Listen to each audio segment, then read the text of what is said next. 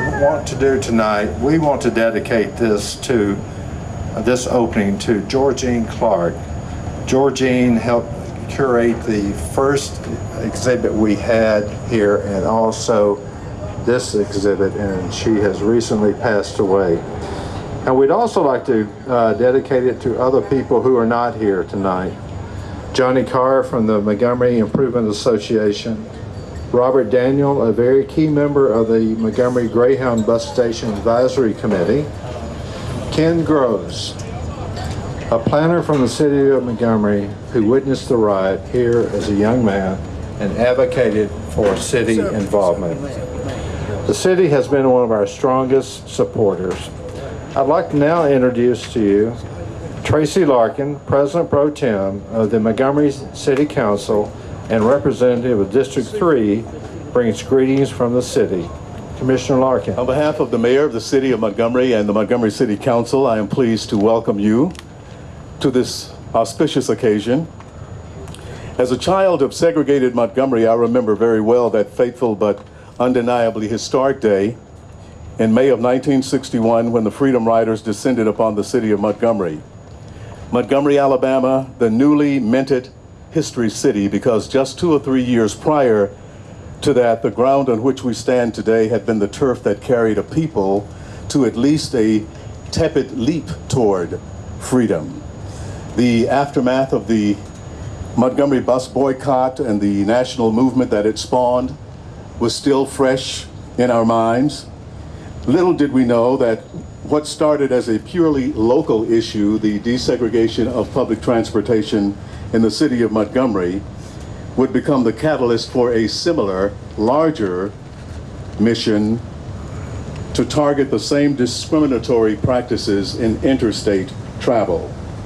A journey of reconciliation, which the Freedom Rides were originally known as, was a strategy designed to test a 1946 Supreme Court ruling that declared segregation on interstate transportation unconstitutional.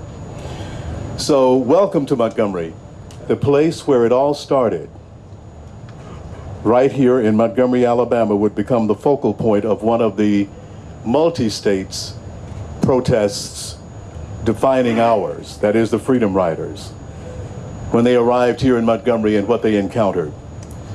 The lawless mob, the hateful police, the unprincipled politicians, the hypocritical clergy, all of these mean-spirited, evil elements coalesced to create a groundswell that effectively memorialized the Freedom Rider movement as a significant event in American history. So in the final analysis, in a very ironic way, the extraordinary level of resistance that they met here in the Deep South, in the city of Montgomery, these courageous young women and men known as the Freedom Riders, this extraordinary level of resistance only served to prime the pump for freedom in America. And even though they never made it to their final destination in New Orleans, they made it to the promised land. Mission accomplished. They forced the Kennedy administration to take a stand on the issue of civil rights, and that was the point to begin with. And that forced stand resulted in a ruling from the Interstate Commerce Commission that outlawed segregation on interstate bus travel all across America. Though battered, though bruised, though abused, though both physically and psychologically, these Freedom Riders had ultimately emerged victorious. As Montgomeryans, we believe that as this was manifest destiny, this arrival here in the city of Montgomery, we are the undisputed birthplace of the civil rights movement.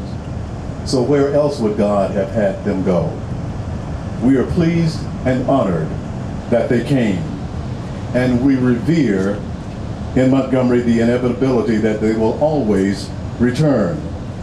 Because like it or not, we, the city of Montgomery and the citizens of this great city, and the Freedom Riders are inextricably tied. We are tied together in history because of these twin movements.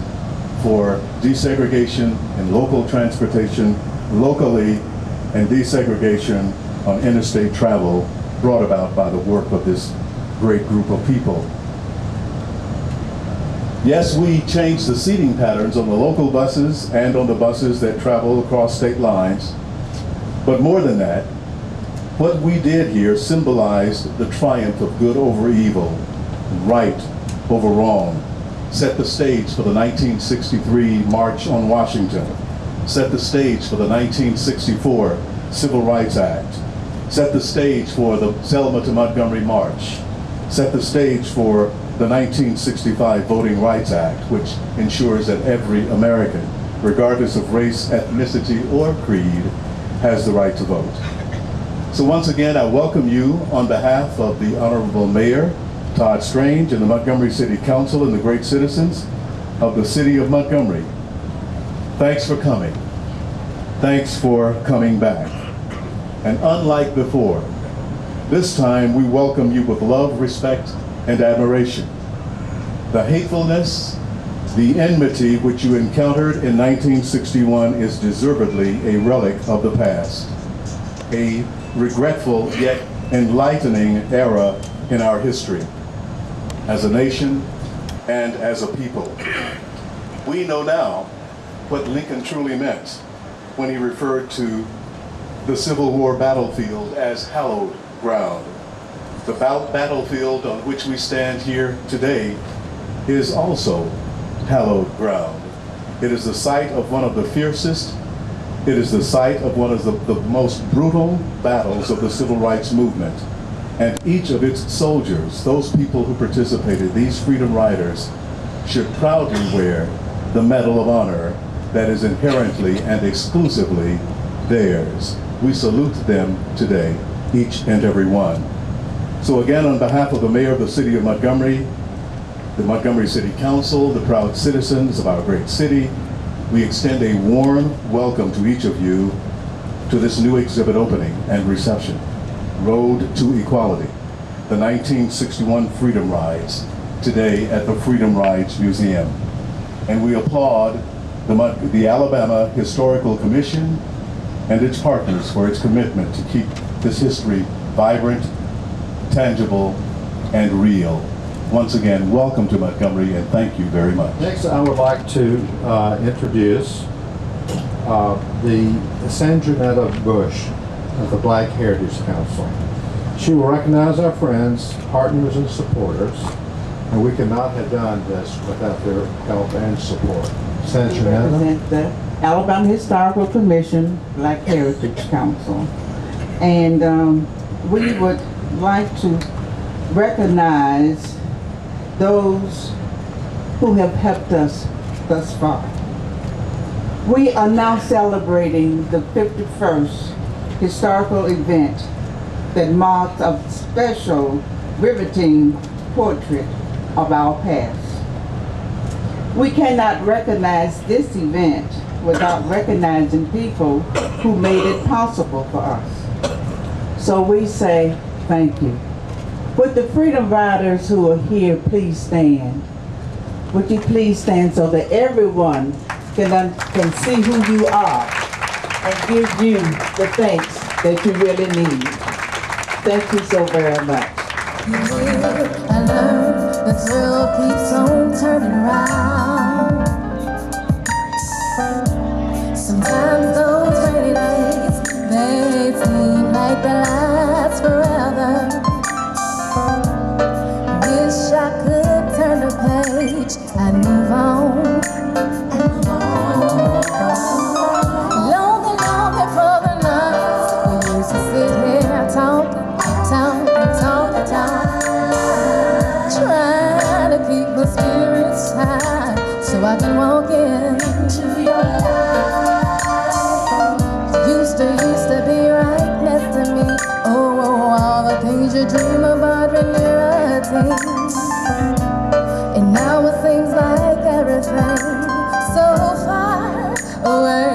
Then one day you know I heard a word saying, girl, you'll be fine. I heard a